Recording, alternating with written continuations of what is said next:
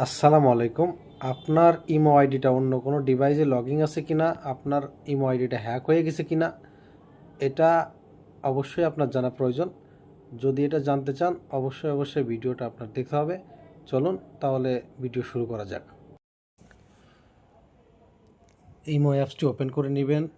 এই যে নিচে প্লাস আইকনের উপরে ক্লিক করবেন, মোর অপশনের উপরে ক্লিক করবেন, এই সেটিংয়ের অপশনে ক্লিক করবেন। সেটিংয়ে এই যে ম্যানেজিং ডিভাইস এটার উপরে ক্লিক করবেন।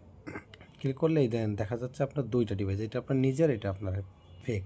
তাহলে এটারে আমি ডিলিট করে দিব। এই যে ডিলিট, এটা ডিলিট করে দিলাম।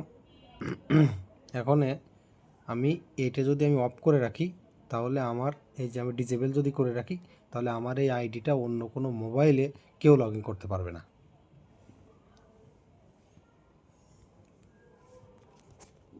অবশ্যই মনে হয় বুঝতে পেরেছেন আপনারা। আমার এই ভিডিও যদি ভালো লাগে তাহলে অবশ্যই সাবস্ক্রাইব বা ফলো করে রাখবেন আমার চ্যানেলে নতুন নতুন ভিডিও পাওয়ার জন্য। সবাই আমার জন্য দোয়া করবেন। আসসালামু আলাইকুম।